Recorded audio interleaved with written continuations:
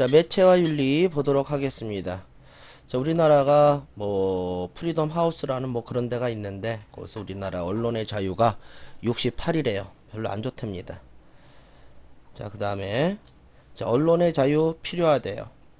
민주사회 필수 요소고요. 국민의 알 권리를 충족하기 위해서 필요하대요. 그냥 보시면 돼요. 누가 틀립니까? 언론의 자유 필요하대요. 인간의 초능과 가치 실현을 위해서 필요하고요. 민주정치를 위해서 필요하고요. 사회 안정과 발전을 위해 필요하고요. 열린사회 구현을 위해 필요하대요. 이걸 누가 틀립니까?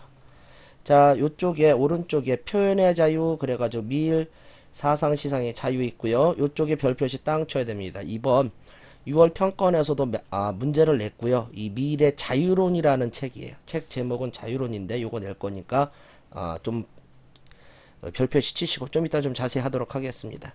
자, 요거 할 거고요. 자, 요거 헌법 21조 좀 자세히 볼 겁니다. 권리 충돌 상황이 있는데 국민은 알 권리도 있고요. 그다음에 뭐도 있다? 인격권도 있습니다. 그래서 이 두 가지의 권리의 충돌 상황을 공부할 것입니다. 자, 그다음에 관련 사진들을 몇 개 공부하고요. 자, 언론중재위원회 공부하고요. 언론의 독립 공부하고요. 그냥 여담으로 요런 얘기 하고요. 그렇게 하고 끝내도록 하겠습니다. 자, 표현의 자유를 좀 자세히 보도록 하겠습니다. 자, 표현의 자유에서 밀턴이라는 사람이 있는데 이게 중요한 게 아니라 밀이 중요해요. 누가 중요하다고요? 밀이 중요합니다. 자, 우리 밀은 그 공리주의자로서 질적 공리주의를 얘기했고요. 일단 공리주의자라는 걸 일단 알고 계셔야 하십니다.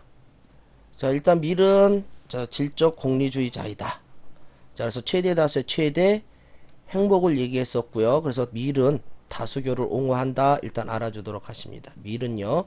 다수교를 옹호하였다. 알아주도록 하십니다. 그 다음에 밀은 사회적 이익, 즉 최대 다수의 최대 행복을 위해서 기본적으로 다수결인데 요게 더 중요하겠죠.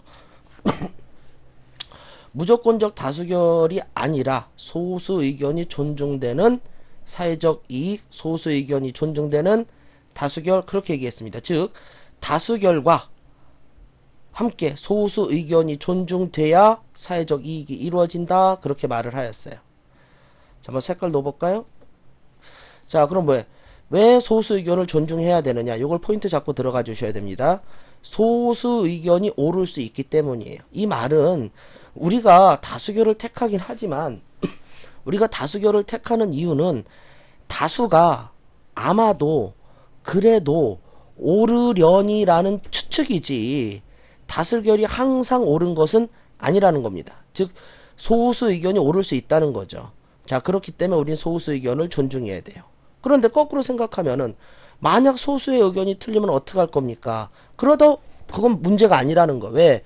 소수 의견이 틀리다라는 게 증명됐다면 기존의 다수결의 의견이 옳음이 재확인됐고 그렇다면은 결국 사회적 안정은 더 강화될 것이고 사회적 이익은 더 증대될 것이다. 그렇게 말하는 것입니다.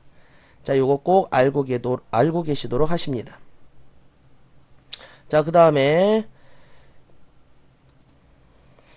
자, 언론의 자유의 전제로서 언론의 진실성이 필요한데 세 가지가 필요합니다. 비편파성, 비왜곡성, 그다음에 뭐가 필요하다? 정확성. 그냥 알고 계시고요. 자, 언론의 자유의 한계를 보도록 하겠습니다. 언론은 기본적으로 다른 기본권에 비해서 강한 보호를 받고 있어요. 그러나 절대적 기본권은 아니고 언론의 자유에도 한계가 있습니다. 자, 타인의 명예나 권리를 침해해서는 안 되고요. 사회윤리, 공중도덕을 침해해서도 안 되고 또 언론이 지나친 선정성이나 자극성을 추구해도 안 되고요. 국가안전보장, 질서유지, 공공복리를 위해서 제한할 수 있습니다. 자, 여기에 관계된 헌법 조문을 좀 보도록 하겠습니다. 요걸 좀 읽어보도록 할게요. 좀 넓혀서 보도록 하겠습니다. 자, 헌법 21조. 모든 국민은 언론, 출판, 집회, 결사의 자유와 언론 출판의 자유와 집회, 결사의 자유를 가진다. 이게 21조 1항입니다. 근데 만약에 헌법 조문이 21조 1항에서 딱 끝나고 2항, 3항, 4항이 없었다면은 언론 출판의 자유는 무슨 자유가 되냐면 절대적 자유가 돼요. 절대적 자유. 그냥 자유가 있다 그렇게 말했으니까 그냥 절대적 기본권이 되는 겁니다. 절대적 권리가 되는 거예요. 그런데 문장에서 2항, 3항이 있었죠. 2항 볼게요.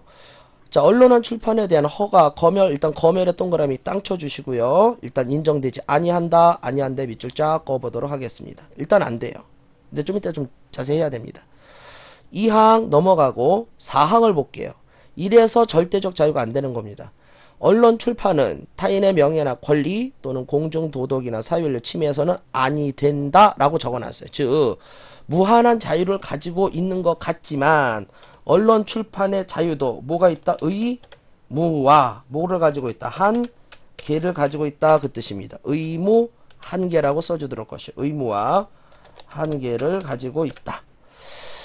자, 그리고 만약에 타인의 명예나 권리를 침해한 때는 피해자는 이에 대해 피해 배상을 청구할 수 있다. 아, 한계가 있구나. 이 한계 상황에서 또 많이 부딪히는 국민의 권리 두 가지가 있습니다. 자, 언론 충돌 상황 두 가지를 보도록 하겠습니다. 알 권리와 인격권이에요.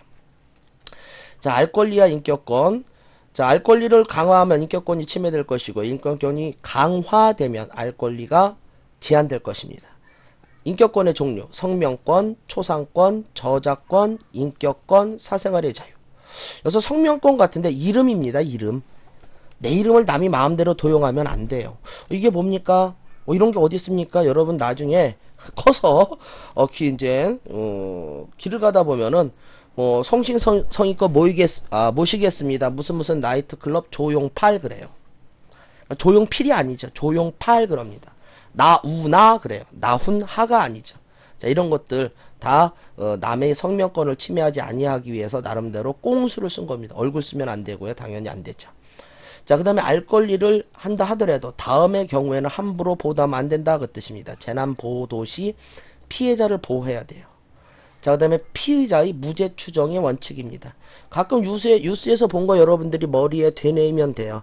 우리 연쇄살인범, 사이코패스 그런 사람들 잡혔다고 뉴스에 나올 때 그 사람들 마스크 쓰고 나오죠. 아직 무죄로 추정받기 때문에 그 사람의 인격권을 보호하기 때문에 마스크 쓰는 것을 인정해 주는 겁니다.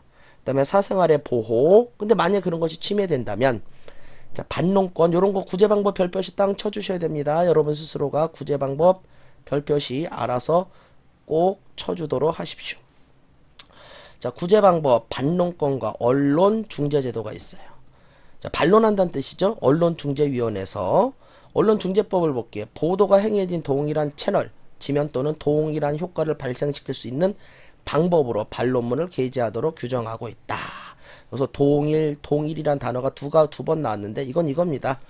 만약에 어떤 신문사에서 어떤 개인의 어떤 인격권을 침해했는데 그 신문사에서 사용한 도면이 한 페이지면은 나중에 거기에 반대되는 어떤 그 피해자의 어떤 그 내용을 적을 때도 그대로 그 양을 적어야 돼요. 방송에서 10분 동안 어떤 사람에 대해서 어떤 피해를 주었다면 그 10분의 양만큼 동일한 효과가 나오도록 어떤 사죄 광고를 해야 된다 그 뜻입니다.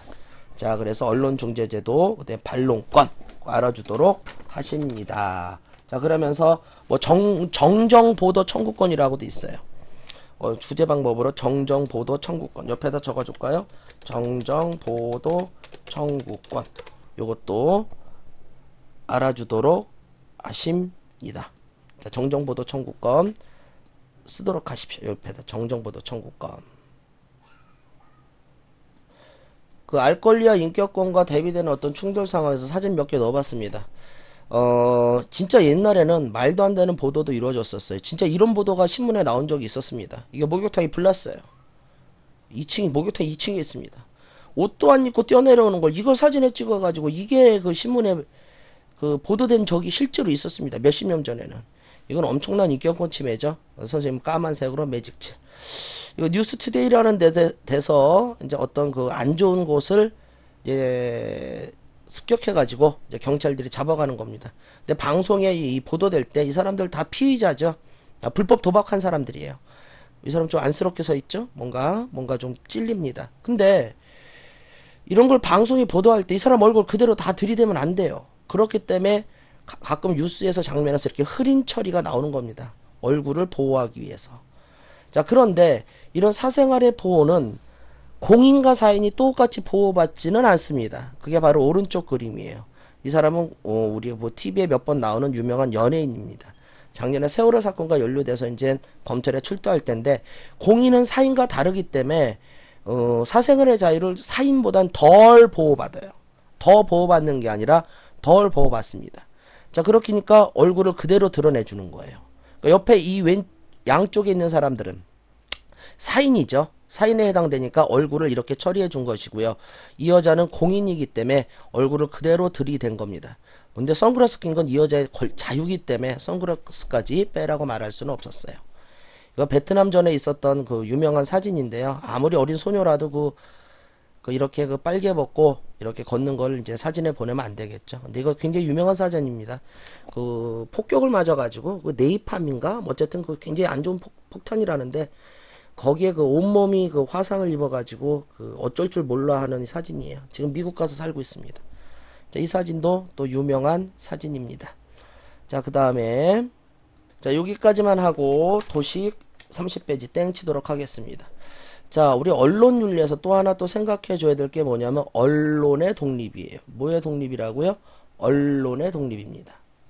자, 근데 언론의 독립을 보장하자고 말하고 있는데, 먼저 독립은 두 군데서 나옵니다. 외부로부터의 독립과 내부로부터의 독립이 나와요. 외부로부터의 독립은 자, 먼저 국가입니다. 언론의 자유를 가장 제한하는 기관이 누구냐면 국가예요.